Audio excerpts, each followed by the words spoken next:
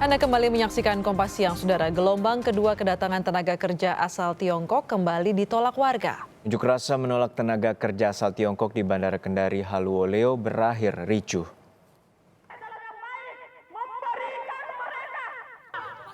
Gelombang kedua tenaga kerja Tiongkok kembali datang ke Konawe. Tapi kembali juga diwarnai demonstrasi penolakan di sekitar Bandara Haluoleo. Unjuk rasa sejak pagi hingga petang berakhir ricuh. Massa yang hendak masuk ke Bandara Haluoleo dihadang polisi. Alasan penolakan adalah selain karena kedatangan tenaga kerja dari Tiongkok yang juga merupakan wilayah asal penyebaran COVID-19, massa juga keberatan dengan pekerjaan tenaga kerja asal Tiongkok yang mengambil pekerjaan warga lokal. Tuntutan pertama kami menolak tegas atas kedatangan TKI ini gelombang kedua, karena kita melihat dari data statistika bahwa banyaknya jumlah pengangguran di Sulawesi Tenggara, khususnya di Kota Kendari dan juga Konawe. Sementara kita lihat banyaknya sarjana dan pertambangan mereka tidak dipergunakan. Lantas itu kan jadi pertanyaan bagi kami. Hingga malam, massa masih menjaga jalan akses pintu keluar bandara dan merazia kendaraan yang lewat.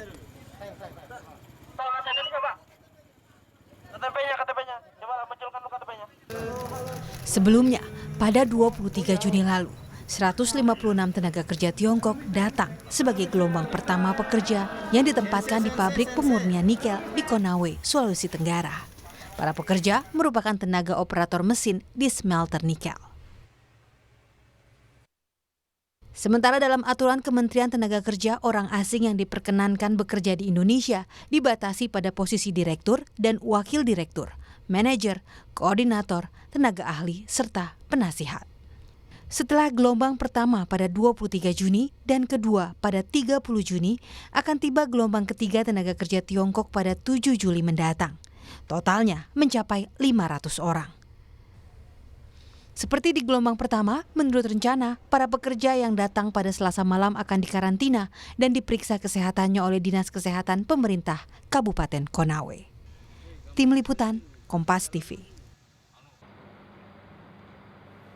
Untuk mendapatkan informasi lebih lengkap terkait kedatangan ratusan tenaga kerja asing dari Tiongkok ke Sulawesi Tenggara sudah terhubung melalui sambungan telepon dengan Wakil Bupati Konawe Gusli Topan Sabara. Selamat siang Pak Gusli, bersama Harjuna di Kompas TV. Terima kasih telah memberikan waktunya bersama kami di Kompas Siang.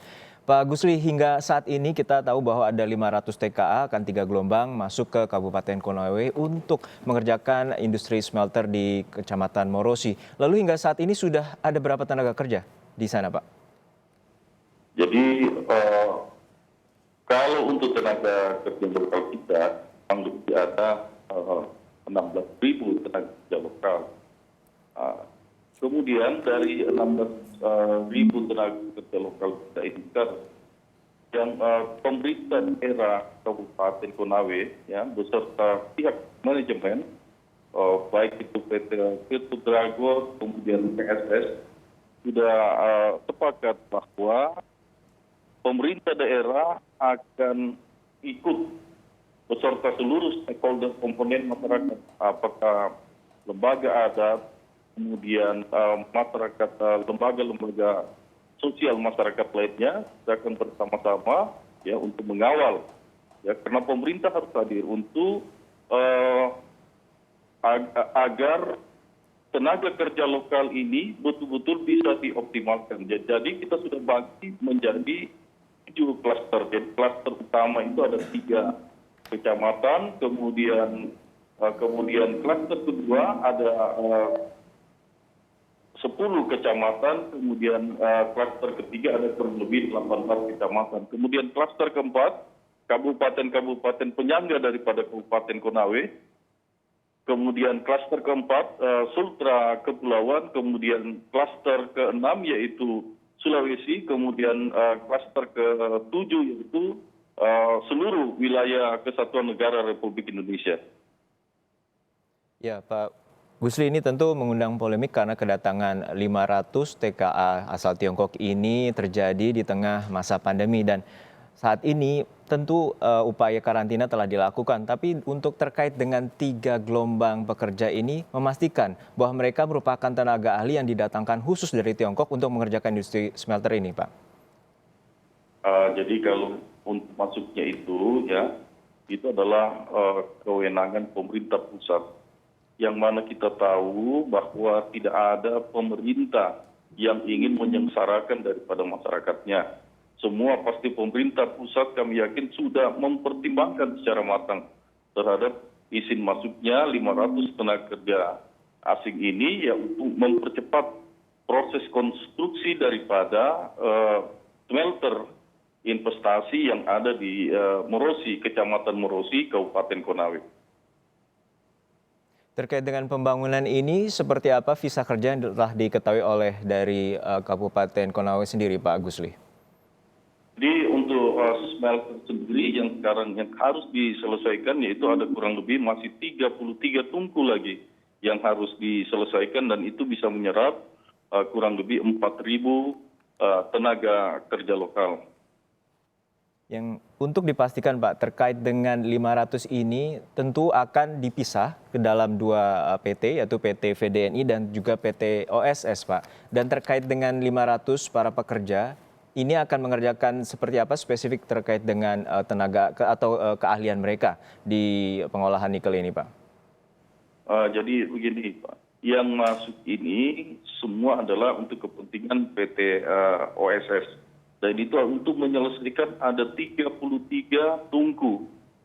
Sehingga tenaga kerja yang masuk ini adalah tenaga kerja konstruksi yang insya Allah akan menyelesaikan daripada pekerjaan konstruksi yang ada di Kecamatan Merosi tersebut.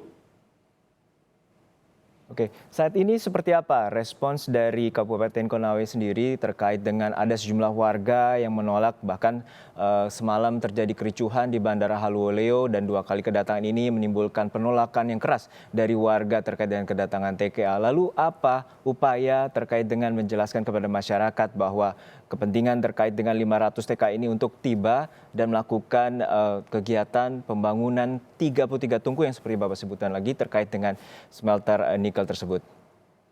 Jadi begini Pak, ini yang harus kita tahu kan, bahwa di halo? Ya, silakan Pak. Halo? Ya, silakan Pak Gusli. Ya, ini yang harus kita tahu bahwa di Kecamatan Merosi itu sekarang itu ada 16.000 masyarakat lokal kita yang bekerja di dalam. Dari 16.000 ini perlu kita tahu, kalau kita kalikan 2, dia punya istri, berarti ada kurang lebih 32.000. Kalau dia punya anak 2, berarti ada 64.000 jiwa yang menggantungkan harapannya di sektor industri tersebut. Nah ini harus kita pertimbangkan secara matang. Kemudian secara dampaknya kepada kewenangan, sesuai kewenangan yang ada di pemerintah Kabupaten Konawe, pemerintah Kabupaten Konawe sesuai kewenangan-kewenangan yang diberikan oleh negara, yaitu pemerintah daerah menjalankan PRT nomor 13 tahun 2018 tentang pemeriksaan kesehatan bagi tenaga kerja asing. Dan itu kita sudah laksanakan secara bertahap, ya. Kemarin sudah diperiksa, sudah ada 4 dari yang 150 kemarin ini, ada 4 yang diperiksa, yaitu yang pertama TB, kemudian hepatitis, kemudian HIV/AIDS, kemudian rapid test. Nah, kemudian gelombang kedua yang akan diperiksa yaitu tanggal 3 Juli, yaitu hari Jumat ini, insya Allah akan diperiksa lagi sesuai dengan kewenangan yang diberikan negara kepada pemerintah daerah Kabupaten Konawe, yaitu pemeriksaan kesehatan kepada tenaga kerja asing untuk memastikan bahwa tenaga kerja asing yang ada di Kabupaten Konawe ini betul-betul kesehatannya itu dalam keadaan prima sehingga tidak menyebabkan penularan kepada masyarakat kita. Karena yang kita tahu bahwa pemerintah itu harus menegakkan salus populi supreme lex esto. Keselamatan rakyat itu adalah hukum tertinggi. Baik, terkait dengan komposisi ini tentu kita mendukung upaya pertumbuhan ekonomi baik pembangunan smelter di wilayah Kabupaten Konawe. Tapi dalam arti komposisi terkait dengan warga tentu menjadi sorotan terkait dengan komposisi tenaga ahli dengan tenaga lokal. Karena pada dasarnya warga lokal hanya menjadi istilahnya mengerjakan pembangunan secara kasar, dan kemudian tenaga ahli ini bagaimana terkait dengan komposisi pabrik-pabrik yang berada di Konawe sendiri, Pak Gusli? Begini, pekerjaan itu kan sesuai ada tingkatan-tingkatannya.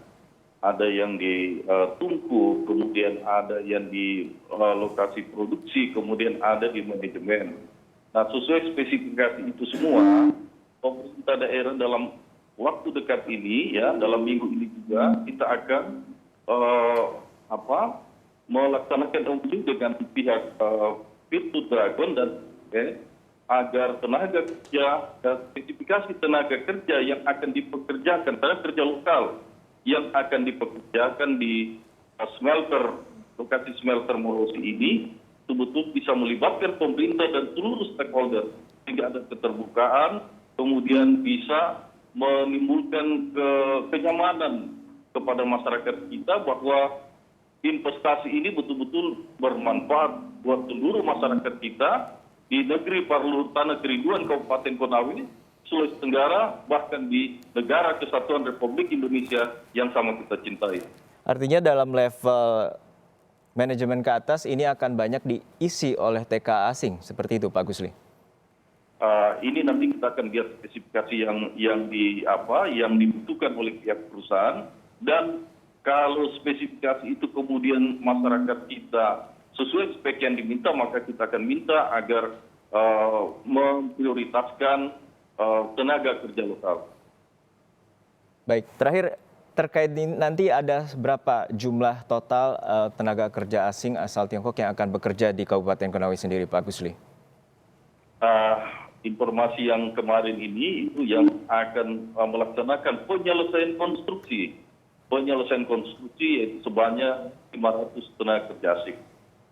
Baik, artinya ada 500 pekerja tenaga kerja asing asal Tiongkok yang telah mendapatkan visa kerja dan mendapatkan izin dari Kemenaker Trans Pusat atau Republik Indonesia. Terima kasih Bapak Gusli Topan Sabara, Wakil Bupati Konawe terkait dengan pengerjaan TKA asal asing Tiongkok di Kabupaten Konawe, Sulawesi Tenggara.